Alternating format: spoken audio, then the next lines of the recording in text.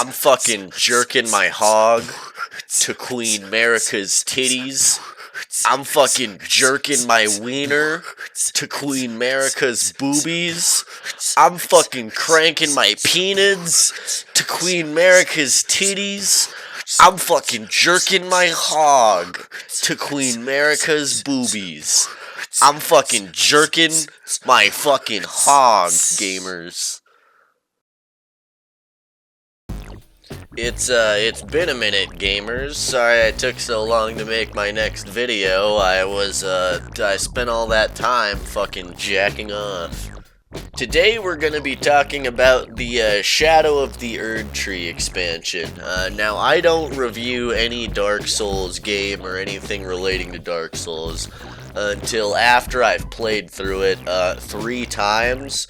That's because the quests are so badly designed in From Software games that actually gives me a fucking chance to actually see all of them. I started playing Dark Souls when I was 14. And I'm a fucking 26-year-old man now. That should tell you how long I've fucking been at this shit.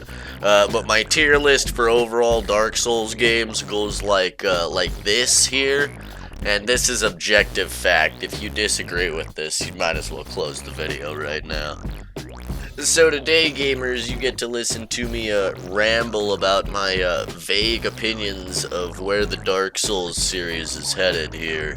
Overall, I think Shadow of the Erdtree was a fantastic addition to Elden Ring, and it was a fantastic expansion to the game overall. But I wouldn't say I consider it better than Bloodborne's The Old Hunters expansion or Dark Souls 3's Ringed City, despite having way more content than both of those DLCs.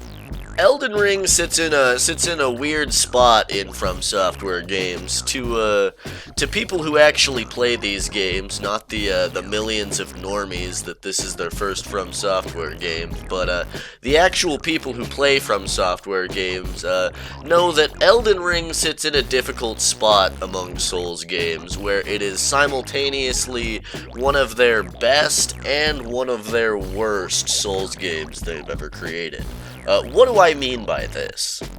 Well, the entire time I was playing Elden Ring, it really felt like the game couldn't decide whether it wanted to be Bloodborne or whether it wanted to be Dark Souls 3. That's kind of roughly what I mean by that. One problem many people expressed with Elden Ring compared to previous titles is that every late game boss in these games just fucking wigs the fuck out and just flips all over the stage, never gives you any type of opening, which wouldn't be bad. Like, they're all designed like Bloodborne bosses, yet all they give you is shitty Dark Souls 3 rolling and shitty Dark Souls 3 weapon movesets to combat all of these insane fucking boss movesets that they're throwing at you. This pretty much turns every single difficult boss fight in Elden Ring into a cheese fest where you either spam jump attacks on heavy weapons or just try to pop off spells at your opponent while they're in the middle of their 27 backflip combo here. And surprisingly, Shadow of the Erdtree both gave us weapons to alleviate this problem of bosses fucking wigging the fuck out, but it also doubled down on this problem so much. So, not only did Shadow of the Erdtree actually give us tools to deal with more of these bosses in the form of more cheese spells and more fucking cheese skills, but it unfortunately also doubled down by making the bosses in this DLC more fucking annoying to fight than they ever have been. And this is coming from somebody who's been dick riding this entire series for the better part of 11 years, you know. I fucking love Dark Souls games. I have probably thousands of hours in them. But even I am starting to see the cracks in the formula here. Like I said, though, the main thing I do appreciate about this DLC is it did its job of adding a lot more interesting weapons to kind of spice the game up overall.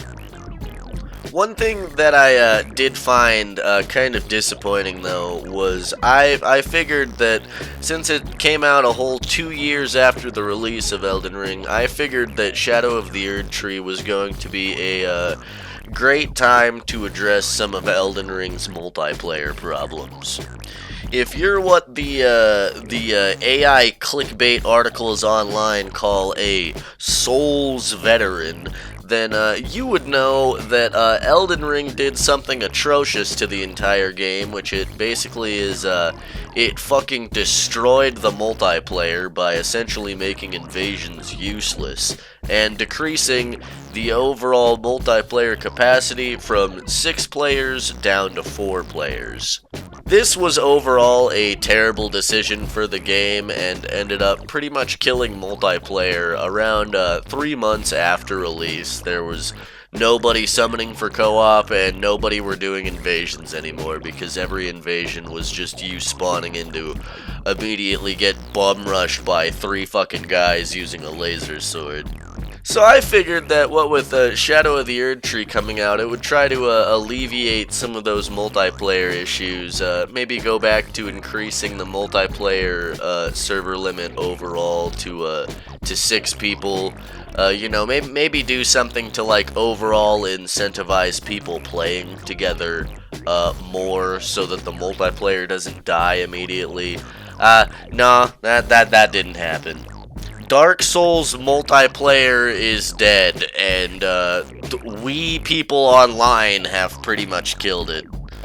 Not only that, but with the overall popularity of the seamless co-op mod, I figured they'd at least do something to kind of try and maybe like implement that in some way, since you know they had a whole 2 years. But no, they didn't either, which is a little bit disappointing, since that means that the entire Elden Ring multiplayer community is just gonna go back to seamless co-op in their discords with their friends instead of actually keeping the game alive.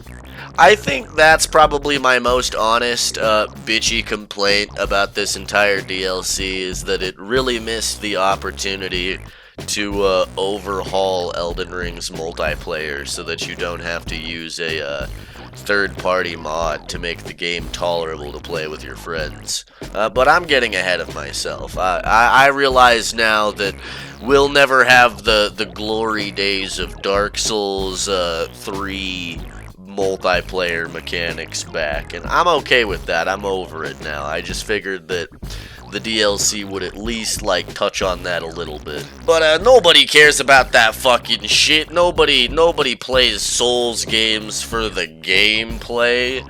People only play Dark Souls games to watch streamers play it and parrot their opinions. So let's talk about the real important shit, which is the lore. Deepest lore. As time goes on, I find that the fucking memes people make about Dark Souls writing keeps being truer and truer. Every fucking character in Elden Ring literally is just like, oh, I'm sorry, Zanzibar, please forgive me. That's the only exposition you ever get. Like, I don't think I'm alone here when I say that I honestly did not care about the lore for Shadow of the Erdtree as much as I cared about the lore for like the Old Hunters or the Ring City. And that's honestly because the overall storytelling in Elden Ring has kind of always been lackluster. The only exposition you ever get are from character side quests where they always end up turning into fentanyl addicts and dying at the end, or weird transparent ghosts that you find sitting on a random cliffside, and then you go up and talk to them and they just go, oh, forgive me. Like, I don't know, I just wasn't as into it as the other Souls games. Part of it also kind of like weirdly feels rushed.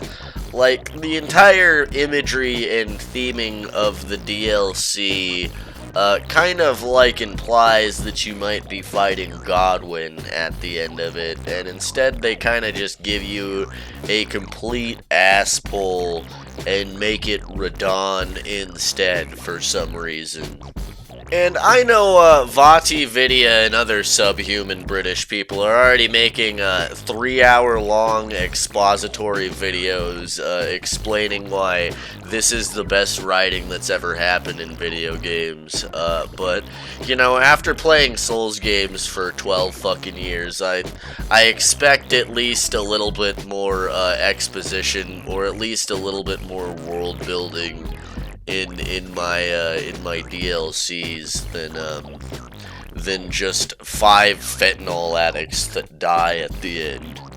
Like, I don't know why they tacked George R.R. Martin's name onto the end of this game and had him write a whole thing for the game if Miyazaki was just going to immediately take it all and throw it in the fucking dumpster.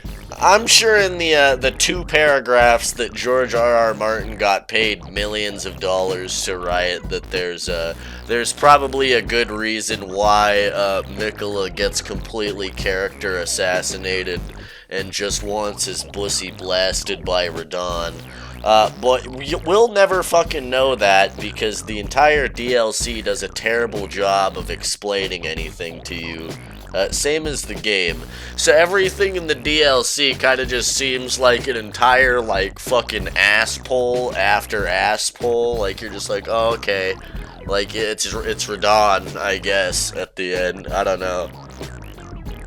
In other Dark Souls games and other Dark Souls expansions, I didn't have to, watch a 2-hour long video of some guy speaking in a serious voice and sniffing his own farts to understand what the fuck was going on in the story. No, it was all pretty well communicated to me through dialogue and visual storytelling.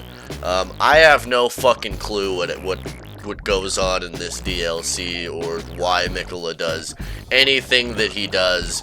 And I don't think most people do either, and I don't think Miyazaki does either. Anyways, that's overall my opinion of Shadow of the Erdtree as a DLC. You know, I fucking love it. I think it's great. It's leagues better than fucking anything else coming out this year.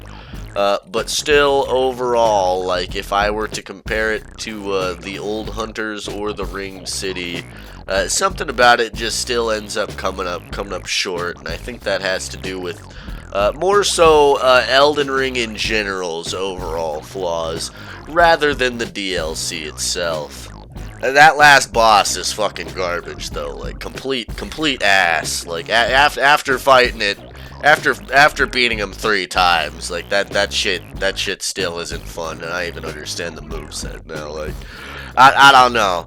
I don't know, Mitsubishi. I hope your next game is a little better, but you know, at least the goon material that we got from this game was top fucking notch, man. I don't think I've had more fun playing Elden Ring at all than I did during my my playthrough where I just modded the game to play as Queen Marika with giant tits and gave myself Bloodborne weapons. Anyways, that's overall my review of Shadow of the Erdtree. A little bit more of a low-effort video today, but, you know, anytime I spend hours making an unedited skit for the beginning of my videos, nobody fucking watches them, so I'll be trying to make more videos in the future once capitalism makes me feel less fucking burnt out, and that'll never happen since I'm working more now. So overall, thank you for watching the videos. Thank you for supporting the channel. I'm gonna go take a big shit now. You guys have a good night.